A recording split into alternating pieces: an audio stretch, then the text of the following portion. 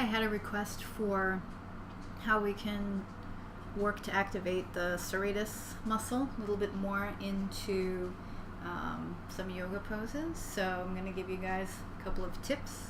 So it'll be particularly good if you have a hard time with things that require a lot of wrist extension, because it's going to be primarily forearm support and then no support at all. So the first thing I would do is I would use a block, and because one block's width is not going to be wide enough to accommodate the width of your shoulders, and not even the width of your shoulders so much, but also if you have an angle like this coming from, I guess this is the easier one to see, from the wrist out, elbow, that's my elbow, out to the wrist here. So if your arm dangles like this, and I don't mean here, anyone can do that, but I mean just the natural resting position, then you want to kind of honor having a wider hand position. So hands wider than shoulders will actually accommodate a good portion of the population, in this country anyway. So then I make a little Tetris block, and it's wider now. And you can do it with one block. You don't have to get super picky about your hand placement unless you do a lot of support.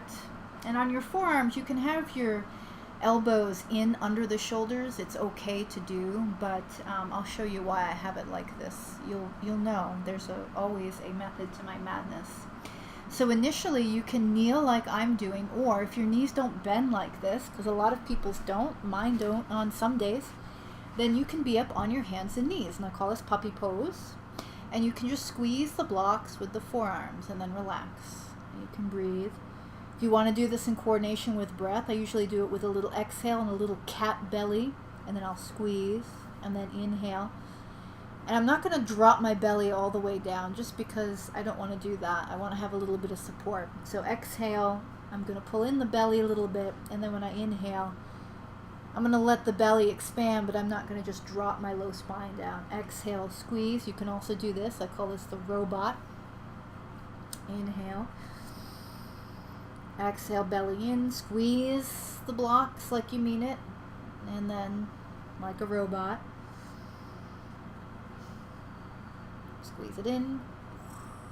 Okay, good. And then from here, if you want, and this may or may not work for you, so I would suggest doing it from your knees, as I'm going to do first. If you place your hands out, and I have a little outward rotation of the fingers, and then as you exhale, use your core to support you, squeeze the blocks, and then lift the elbows. And then inhale, come down. You're welcome to add this if you want to. And then exhale, belly, squeeze, lift. And then taking it down.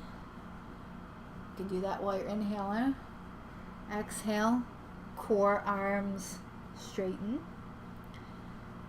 Dun, dun, dun, dun, dun, dun. Okay, then the next step, this is where the madness comes in. My hair's caught, so I gotta make sure I don't kill myself there. Like I said, if you're only gonna be on your elbows, you could have the blocks as just one block, or you could have a skinnier version of the two block method, like so. Otherwise, if you know you're going to come to hand support, and you seem to have that bit of that angle from elbow to wrist that I showed you,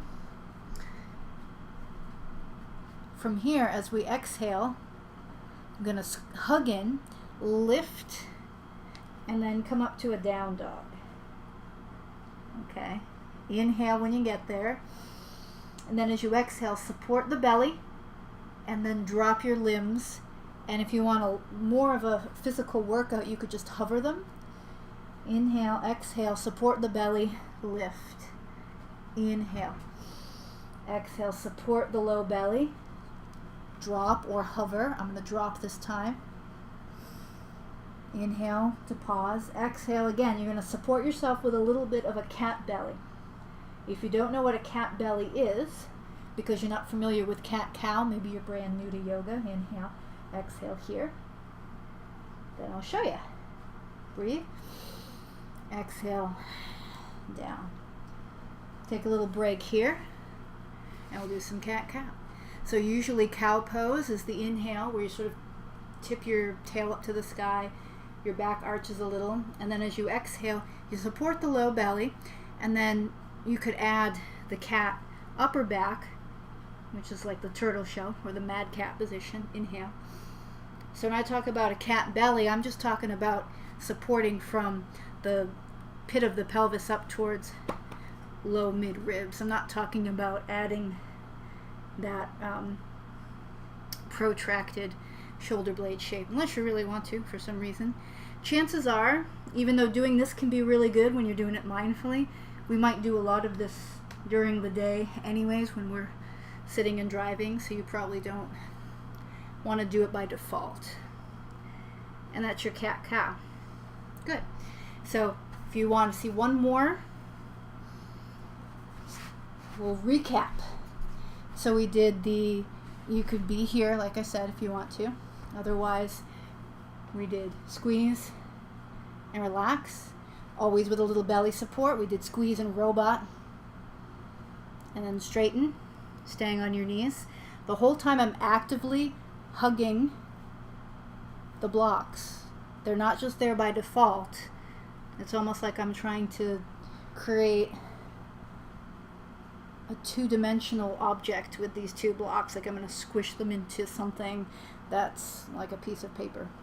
Clearly, I'm not strong enough to do anything even close to that. And anyways, the material that these are made out of would just be destroyed. It's not like they're going to compress like that. All right, and then the last one was little belly support here. Inhale and then exhale. You can come down and hover, or you can come down and touch, and then coming out. And I'm going to show you how wide my hands are. They're wider than my shoulders. This supports my structure, and it creates safety in my shoulders and my wrists, which I require because I have subluxated this shoulder about 3 times, and I do have a cyst in this wrist. So honoring this angle could be really important. So if you didn't do it the first time and you experienced discomfort, pain, or just weakness, either A, don't do it. If it's painful, you really shouldn't be pushing it. Or you could try seeing if you've got this angle that you can work with, and it may eliminate the issue that you were having. I hope that helped. Please feel free to make any requests that you have. Let me know if you had any trouble with the sequence and if you felt any difference at all in your practice. All right, have fun. Thanks for watching. See you later.